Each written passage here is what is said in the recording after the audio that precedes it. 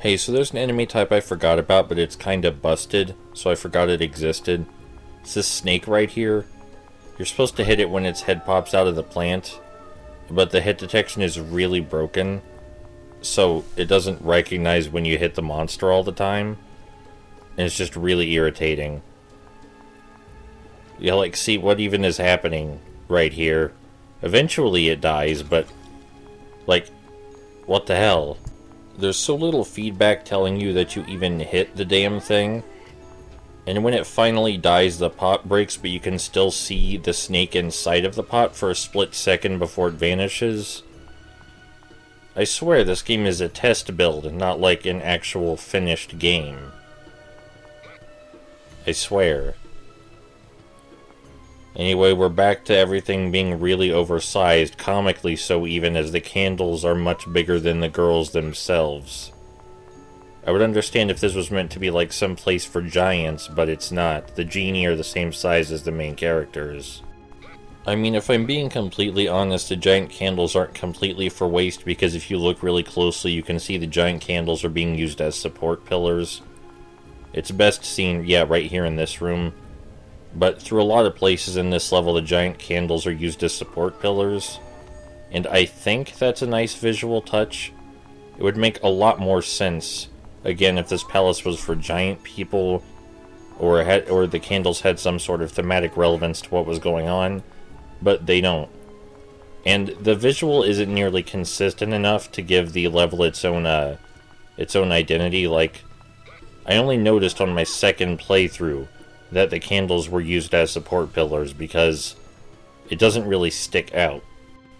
Even though the rest of the surroundings are bland, the candles being support pillars by themselves just isn't enough to make the level stand out. Like, if the whole level was surreal and based obsessively around candles, that would be kinda cool. Like, if everything was either candle or lantern themed, including the platforms, then this level would have a sort of surreal quality to it. An intentional surreal quality, mind you, not the unintentional one the game already has at all times. Anyway, you could say the platforming is getting higher stakes insofar that you fall down further and have to restart from further below. Also, the moving platforms just fuck up sometimes and toss you around like that. So that's great. The music for the palace levels isn't bad, it's adequate, and it deserves to be in a game that's at least adequate. It would fit well in a game where the candle room and the idea of the candles being used as giant props was taken more seriously. Like if someone had any idea what creative visual design was like. If this song was in a game like that, then it would fit better. I mean, to be fair, it's not like the developers have no idea what visual design is like, because these stained glass windows right here look pretty good. They look like someone ripped them straight out of Kingdom Hearts, but they don't fit with the rest of the level's visual design. They don't fit here. And they're absolutely not candle-themed in any way. It's very weird seeing these dreadfully boring brick patterns, and then sometimes there are giant candle support pillars and really cool-looking stained glass windows. There's no coherency to the level at all. It doesn't look like it goes together. It looks like those Unreal Engine games that use pre-made assets. But some of the pre-made assets look really cool.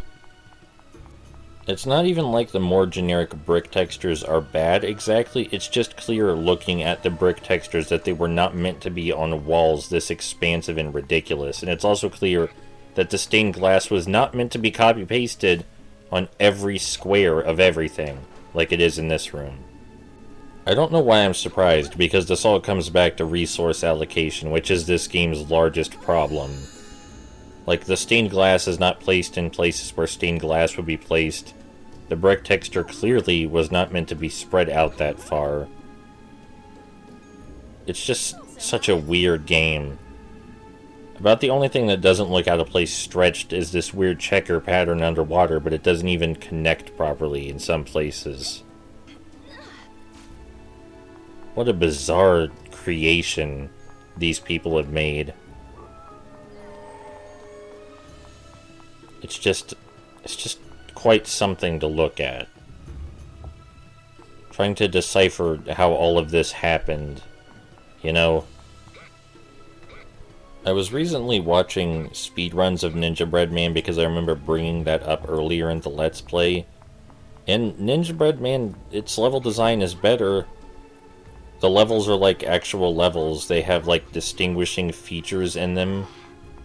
And they don't blur together or anything like that. You know a good thing when you see and this is why we had to use Claudine. I'm sorry, I know her attack is irritating, but her freaky flaw, so-called, is that she can reveal invisible platforms. I refuse to see how sniffing the air makes magical platforms appear. But, you know, what the fuck ever at this point, you know? Just whatever.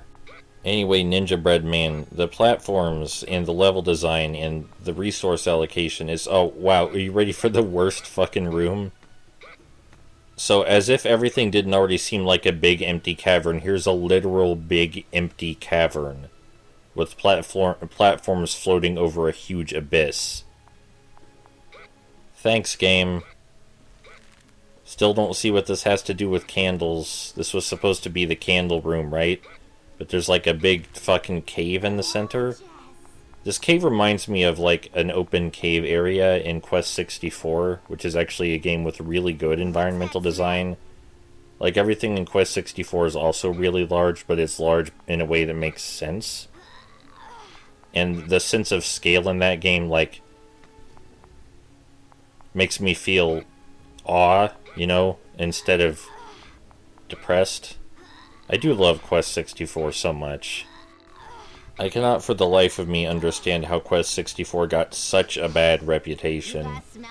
I mean, the mechanics are unusual, but I didn't really have any trouble playing or beating the game, and the game world is absolutely fun to explore. Thanks for ambushing me, you dickheads. The enemies are placed with so little thought. I mean, I think that was intended to be an ambush, because that's most certainly what happened. But it's hard to tell, because it feels like the enemies are not placed with any thought as to where they would serve best. The person that made this level layout, like, would be really bad at decorating Animal Crossing rooms, just sticking shit in the corner. So here, this is almost kind of cool. Almost kind of cool. We have to wall jump back and forth between these platforms while they're moving upward.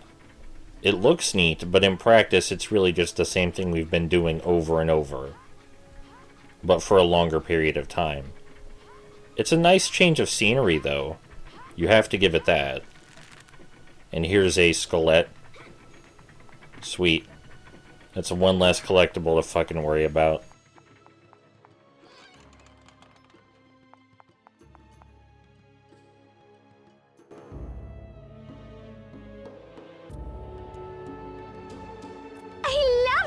You two really know how to make a girl look her darkest. Ain't that the truth? Claudine, you're here! Oh, my ghoul, you have to let my new friends do your makeup. I mean, look what they were able to do with me. You mean how they made you look totally evil in every way imaginable? I can't believe you would say that.